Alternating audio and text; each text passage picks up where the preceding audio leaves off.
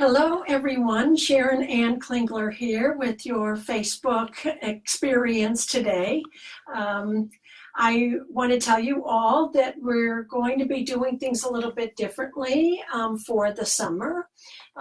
Instead of weekly Facebook Lives, we're going to be doing the first and third Thursday of every month.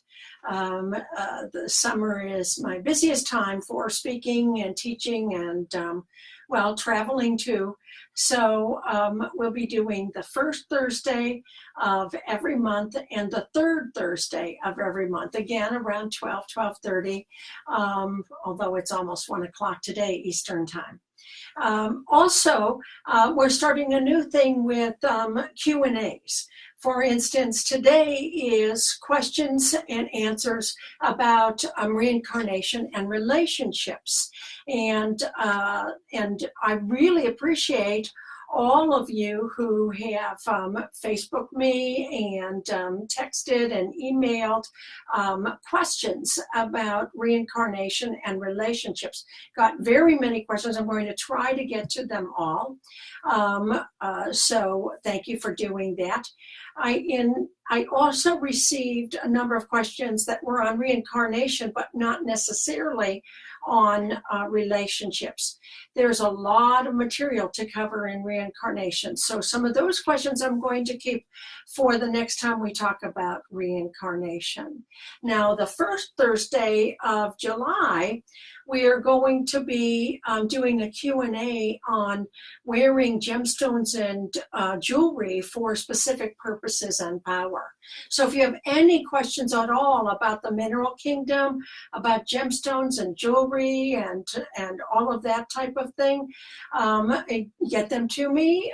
You can get a hold of me at my website, SharonKlingler.com. You can also, of course, through Facebook. So get your questions to me about our gemstones and jewelry and what to wear for specific purposes. We'll be doing that the first Thursday of July. And I'd also like to hear from you about what topics you'd be interested in doing some Q&As about. So let me know, get in touch with me about any topics, whether it be from reincarnation and gemstones to mediumship and meditation and different areas of study and spirit communication and psychic development and any old thing that you might have an interest in. So get me your questions and maybe we'll pick one of your topics for our August Q&A. Okay, so again, Sharon Ann Klingler here. Thank you for joining me. We have a whole bunch of questions of people who have been texting and Facebooking us questions. So I want to get to them right now. Okay, so the first person that I'd like to address is Tammy, who texted or messaged, I would like to know why, no matter what I do or how good I am or how hardworking I am, why I can't connect with someone. Am I trying to find the same person through each life? First of all, it's the answer to that last part of your question is no. We don't try to find the same exact individual, but we do often have a tendency to attract the same type of individual. I also will tell you, though, that attracting someone in your life really has less to do with how good you are, quote, how good you are and how hardworking you are, to how good you are to yourself. It's very important that you understand that if you have a difficulty in the relationship department, attracting someone at all or attracting someone who is very caring and supportive and really aware that your well-being matters, it's indicative of whether or not you support yourself. You care for yourself, your source of love, that is your eternal divine experience, your soul, the God within you. You tap that for the source of your love, and you feel that love, and you feel the well-being within you just kind of expand and explode because you have such a great sense of love within you.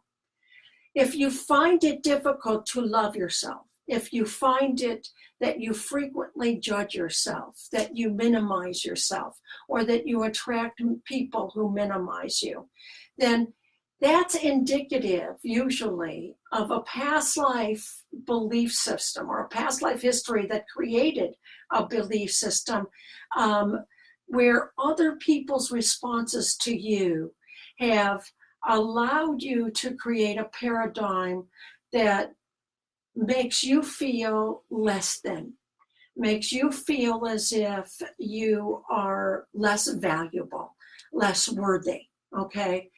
If you hold any of that in your truth, you might not ever say the words, I'm less worthy, I'm less valuable. You might even say opposite words, but you might have an emotional paradigm, an emotional construct that says, everybody rejects me, I must not be worth this. Everybody, I don't ever attract somebody, or when I do, they don't stay. I must not be worth his love or her love or whatever have you. So for you to be able to clear this karma is not to be more hardworking or to necessarily be a better person to other people, but to be a better person to yourself, to go within you and find the love and create the well-being that is sourced from the God of your eternal soul. Start to meditate, and in your meditations, create a visceral experience of the divine soul that is limitless, boundless, and absolutely all-powerful in its love and its source of joy for you.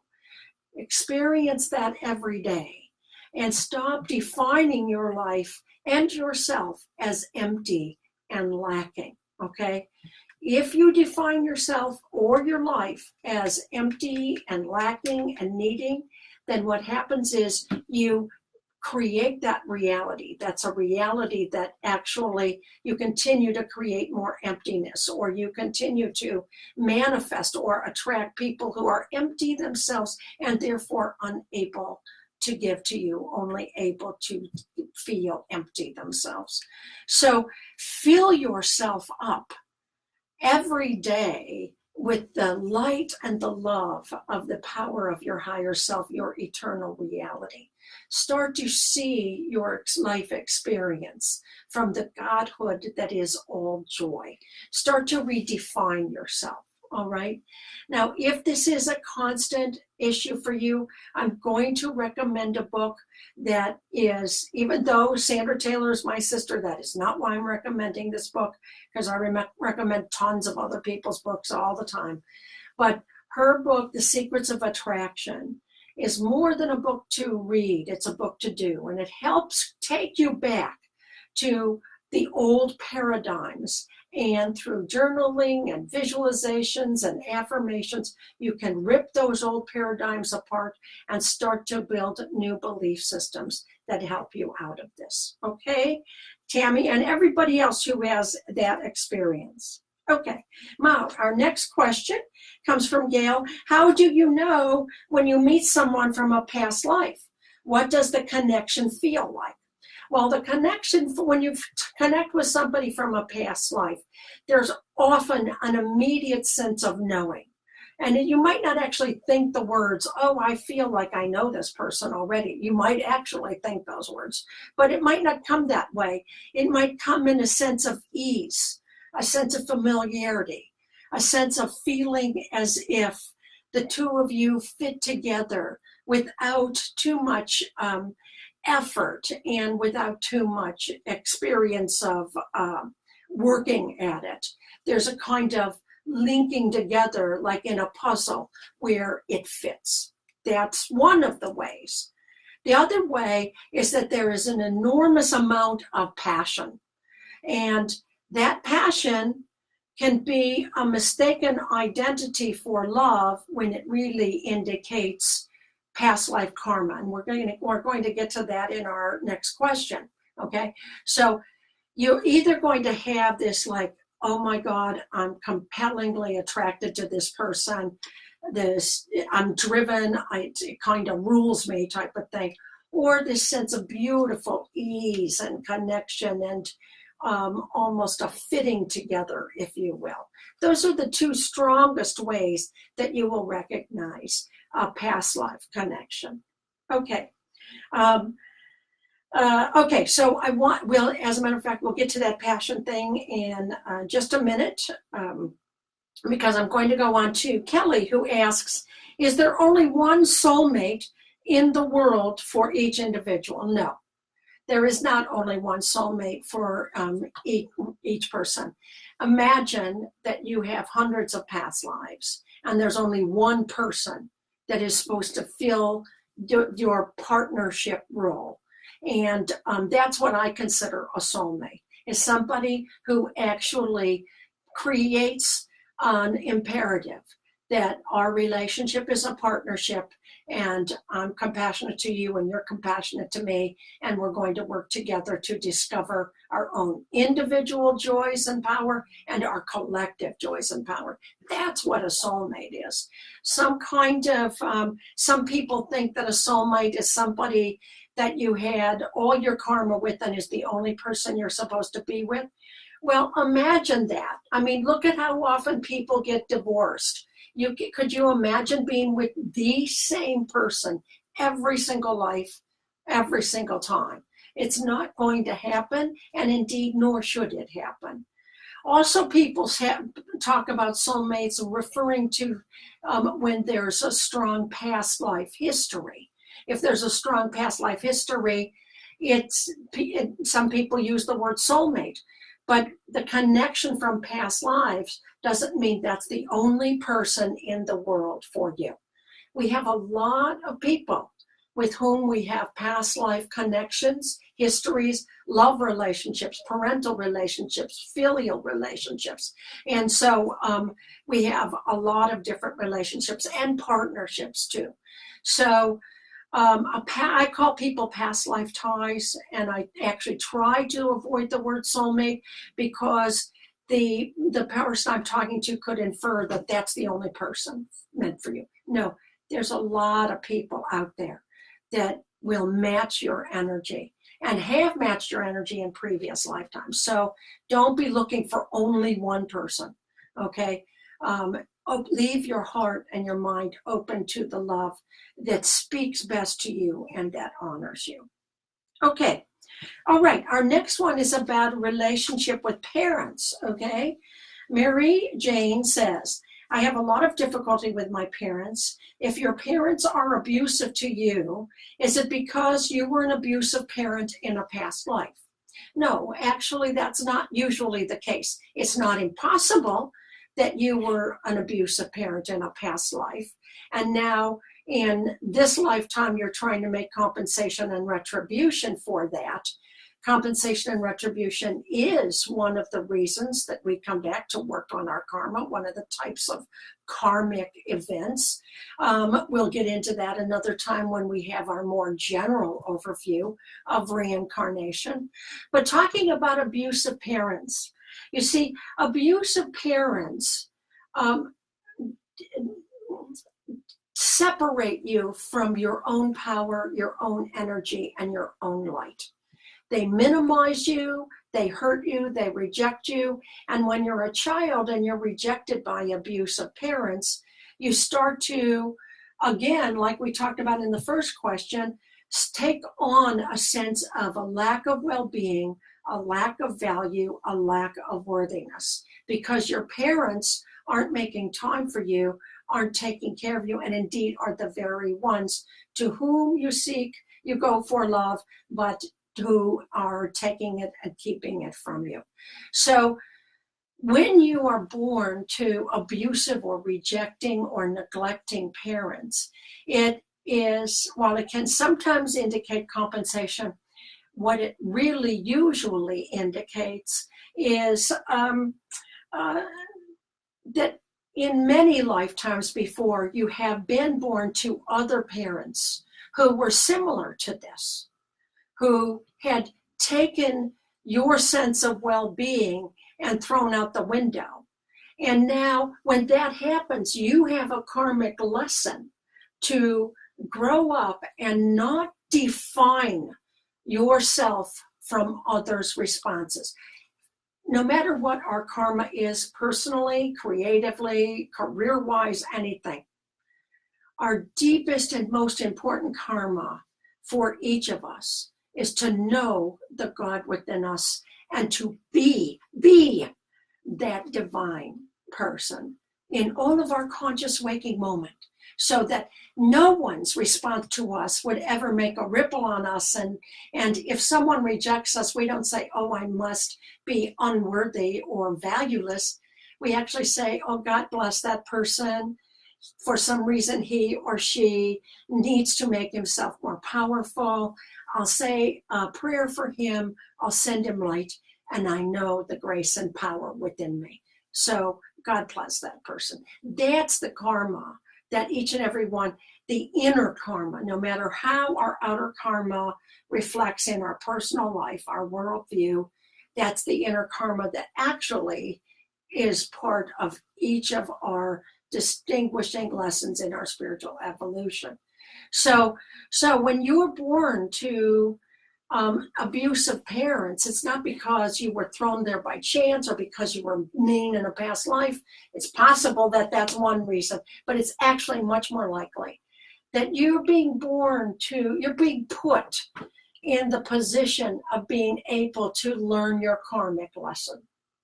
You know, when an alcoholic has to learn to say no to alcohol, he doesn't have to learn that lesson if he lives in a dry state where there is no alcohol available. We only learn the lesson if it's put right in our face and we say, no, I don't do that anymore. And so if you're born to abusive parents, that was a determination to put yourself in the karmic lesson where as you grew up, you say, no, my poor dad, my poor mom, they had horrible lives. They were born to people who were just like them, and they have the emptiness, not I. Not I. I don't have the emptiness because I am filled with that divine power. So usually when we're born to abusive parents, it's the opportunity to learn the sense of inner love, then redefine ourselves as that divine being. Okay, and I'm trying to go through this quickly because we have a lot of questions on reincarnation. Okay, now the next one is actually two different questions asked by a whole number of people, Singh and Joe and Helen and a number of other people. So here's the question. How do we know if there are karmic lessons? And how do we finish them so we don't keep repeating the same patterns and relationships? So let's deal with the first one first, okay? You know if there are karmic lessons if you have a persistent tendency to judge other people or to judge yourself. Judgment is a state that the ego supports us in reminding us to go back to our spirit. And so if you live in a relatively constant or actually chronic state of judgment, then that's indicative that you have some karmic lessons to learn. The next one is the need to control other people's lives, the world around you, an excessive need of control or making your mark on the world. And I don't mean your creative mark on the world. Giving your spirit a voice is a wonderful, wonderful thing. And indeed, we all have the karma to do that, but that's a positive thing, okay? But needing to control others, needing to control our environment, that's also indicative of a karmic lesson to be learned. Sometimes physical ailments and challenges are indicative of karmic lessons. We sometimes actually hit a certain age, and if a trauma befell the body in a previous lifetime, for instance, a bad back, we can start in a previous lifetime, say something fell on us or we fell from a high story or something like that, and we broke a back or we got back problems when we were 22 in that age. When we're 22 in this age, it very might well start to happen. Oh, I have back issues. I have a bad back. So, and that's actually called cellular memory, where the cells remember the problem. But the truth of the matter is, the cells don't need to remember the problem as long as we've worked out the emotions and the belief system that wrap around that event. Otherwise, because we have hundreds of lifetimes and actually have a number of previous histories where we've had disease or trauma or that type of thing, we'd be racked with problems all over our bodies. Once we deal with and get over the emotional and academic mental constructs from the previous lifetime, we don't have to have a cellular memory anymore. But if you have a back pain, you might want to go back to your past life histories and see where, like in a past life regression, that type of thing, or past life, you get a past life regression CD. I have one, but there's lots of them out there. So go back to and direct yourself to a past life where this part of the body may have had an ailment or a problem, okay? The other thing that shows karmic lessons being present are the patterns of difficult relationships. Any pattern where you have a relationship where there's always ending, where you're always being dismissed, where you're always feeling a lack of love, whatever that happens, that's indicative of a past life karmic lesson, okay? Also, self-defeating behavioral and mental ideological patterns. Any patterns where you defeat or sabotage things that you want. Like if you're on diet and you want to be healthy and you want to have a healthy weight, but you keep sabotaging yourself. Or if you want to have a happy and joyful mindfulness in your life and you keep sabotaging it with negative thoughts, that type of thing. That's indicative of a karmic lesson as well. And any chronic psychological or emotional difficulties like depression, loneliness, anxiety, fear, that type of thing. All of these are indications that our past lives are influencing us. But even more than that, they're also indications that that influence at this moment in time bears more power or has more energy in our life than our will to good and our will to God, our awareness of that God within us we talked about before. If you can take yourself there, you can hit almost every karmic lesson that you have, I promise you. Okay, so some of the paths to karmic resolution. The second half of that question is, how do we resolve these and keep from repeating the same patterns and relationships? First of all, you need to meditate. Meditation is the place where we go to have a visceral experience of that divine soul within us. You can think about your divine soul till the cows come home, but you won't own it. Own it in your feeling body until you have meditations where you experience it. Self-observation, don't go through life in knee-jerk responses, because that means we don't act to change our karmic directives. Self-compassion, compassion to yourself every time a negative thought about you, about your value, about your actions, about what you just did or thought. You can change that. Just say, I have a compassion to myself. I know that this is indicative of my path of learning. I'm not going to make myself wrong with another judgment. Oh, why did I have that bad thought? I must be so bad. You're just adding another negative thought to a negative thought. No, I've caught it, and now I have compassion here, okay? And then as soon as you catch it, immediate action in creating new patterns of thought and new patterns of deed. As soon as you catch yourself in your karmic lesson, as soon as you have that moment of sabotage, say, no, my goodness, no, I don't do that anymore. I'm in a new space with my karma, and I love myself and I honor myself, and therefore I'm going to think X, Y, Z. or just use this power word. Get some power words, put them on a card: joy and incandescence and light and boundless love.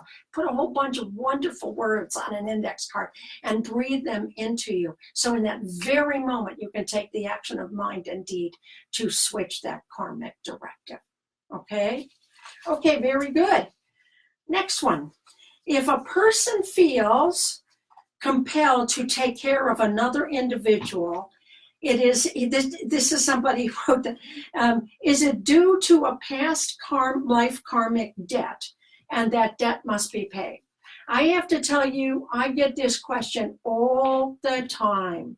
It's like, my husband would be lost without me. This is an empty relationship. He never shares with me. It's not a partnership, but I feel as if he would be I don't even know what would happen to him if I were to leave him. And I feel as if I have to take care of him. That's my karma here. That's why I married him. It's my karma to take care of him. Well, guess what? Anybody out there who's viewing this, if you feel it's your karma to take care of somebody who's an adult, who is not either afflicted with senility or afflicted with some kind of physical disability, you're mistaken. Every adult's karma, including the person you're thinking about, has their own karma to take care of themselves. Okay? Again, excluding anybody who's caring for an adult who has senility, Alzheimer's, any physical disability that needs some support. Okay? Those people, you have to reconfigure this. But if you're staying in a relationship, or you're just taking care of somebody, or helping them out because you think they'd be lost without you, or you think you're compelled by your karmic directive because this person is so ineffective that you must take care of them, I'm sorry, you're misseeing your karma. You're actually enabling them to avoid their own karmic lesson, and you're also avoiding your own karmic lesson of self-honoring. So wake up and smell the coffee. This person isn't 5 or 10 or 12. This person is an adult that needs to learn self-care, self-love, and self-awareness. You can't be responsible for other adults. Again, with the exceptions of those who have mental disabilities and physical disabilities for whom you have signed on, let's say, to help out, okay? Don't be an enabler. Actually, what you're probably feeling is this person was in your care in a previous life. Maybe you were his or her parent. Maybe you were his or her guardian. Maybe you were his or her nurse or doctor. It doesn't matter. Just because you were his caregiver in a past life doesn't mean you're meant to do it in this life. And indeed, if, again, you measure what's a karmic lesson by whether or not this takes the other person to their highest reality or to you. And to have another person lean on you for everything that they need and to feel better is not taking them to their highest reality. It's letting them avoid their own karmic work. All right? Okay, very good. Okay, next one. This is from Paul. If one person has all the power in a relationship, is it meant to compensate for a previous life when that person was the submissive one? This is a little bit like the abusive parents. It's actually, that's not impossible. Again, we do have some past lives that compensate and create retribution, but really, usually, it's patterns. And often, the person that has power in the relationship now has taken power time and time again before. The person who is submissive now has submitted time and time before in previous lifetimes. So what is meant to happen in this relationship, the first thing that when they come together is the person with power is meant to learn compassion and sensitivity and sharing with the other person.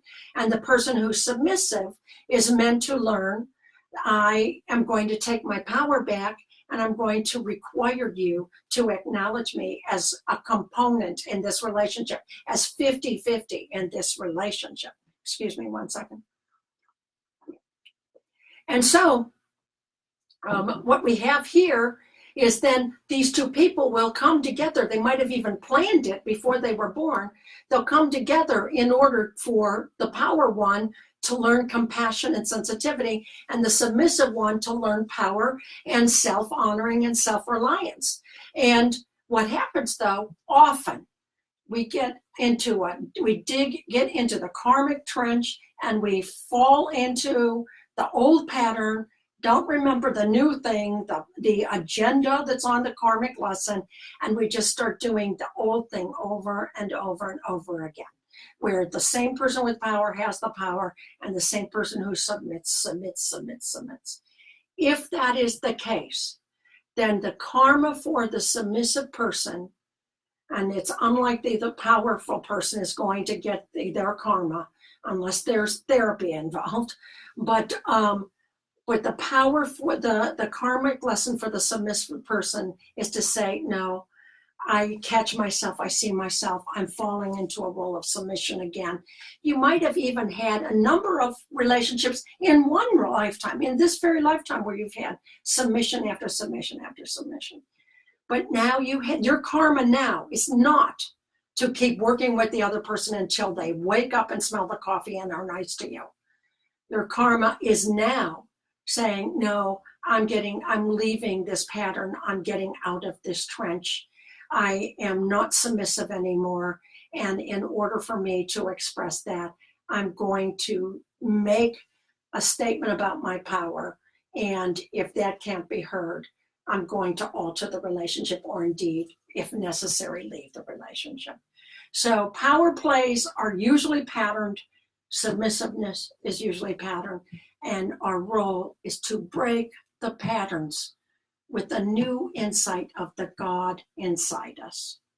Okay, our next question, I think this is our last question. We've been going a little longer than I want, but this may be the biggest concept and misconception of all. And this goes back to, I think it was in the first question we had, about passion. How do you tell? First you can tell by an ease of comfort or level of passion. And this question is submitted by Thomas. If there is great intensity in a relationship, is it an indication of great passion and love? And the answer actually can be sometimes, but not always. And you have to watch over a period of time. If that passion goes away, what lies underneath it? The real truth of the matter is that intensive, oh my God, I must be with him. I know we're meant to be together. He doesn't know it yet because he's not sharing the responsiveness, but I can feel the pull. It's intense. I know it. And that means we're in love. No, it means you have past life karma. And it means that yes, it's some lower level, or not lower, but unconscious level, that you're meant to undo or fix that karma. So this is why you have to watch as you move into or through this relationship, the pattern of behavior that comes up in this partner and in you. Chances are very good, if there's a strong intensity, that there was a strong power play in a previous lifetime. And you need to find out if you're the submissive one or you're the power one, okay? If, again, take you back to what we just talked about, if you find that you've put yourself in the submissive role, excuse me one second, and the other person isn't being responsive to you, you need to hold yourself in high enough esteem not to be directed to stay in a relationship because there's so much power. The intensity of the feelings that you have is indicative of the level of karmic lesson that lies here, okay? So don't kid yourself. If you can't feel a sense of love for yourself, if you go to bed unhappy in a relationship, empty in a relationship, wanting, indeed needing this person's response to you so you can feel good about yourself, that's not love. That's need. that is a need to find your well-being through somebody else's response. We've talked about this already. Our source of well-being is in that God that is around us and within us. And you have to know that this person is not being ruled by the God within him. When there's power and rejection and a lack of compassion, the personality is the one that's speaking. So be aware that your passion for another person and the intensity with which you feel for another person can mean a lot of different things, and you have to watch the relationship evolve. If it evolves in a flowering way and there's a connection that has reciprocity and equanimity, then that's fine. But if you see that that's not there, don't just say, oh, the power is there, so I will wait until he gets on the same page or she gets on the same page and the reciprocity comes. People show you who they are right away within the first few months. So let yourself be guided by that. Now, one quick word about passion, and we're going to close with this, okay? When you have passion for a purpose, passion for an activity, passion for a people, that's different than when you have passion and intensity for an individual relationship. Yes, it can mean passion. Don't get me wrong.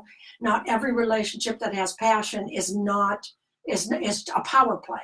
You just have to watch and see how it rolls out and see if there is power issues in it, okay? But when you have passion for an intensity and a compelling intensity to pursue art, to travel to a certain place, to become a musician, to direct a symphony, to go up in space. This is an entirely different thing about your karma. Okay, this is what we're talking about in our general questions about karma. We don't have enough time to do that today. So I just want to tell you that if you're passionate about a pursuit, know that it absolutely does tell you about a previous life, but it also tells you about a purpose right now. Let yourself listen to that and give your spirit a voice and the passions that you are compelled to do in this life. And that's what we're going to end on. I thank you all for your wonderful many questions. Again, the first Thursday of next month, we're going to be wearing gemstones and jewelry for different purposes and powers. So please connect with me and send me your questions about that. And also send me your ideas for future Q&As, just about anything in the metaphysical, spiritual, psychic realm that you can think about. I've been doing this for 50 years, so we can talk about just about anything, okay? And then in 2 weeks, on the third Thursday, we'll be doing an Akashic Tarot reading and a lesson on a different spread in the Akashic Tarot. And for any tarot, if you're a tarot reader or start to be or want to be. Okay, so this is Sharon Ann Klingler. I thank you so much for joining us today. I hope I brought a little bit more insight to some of your relationship questions about reincarnation. If you ever have a doubt, all you have to do is close your eyes and go inside you to the great source of love and joy, that spark of divine light who is you through all eternity. God bless you, everyone.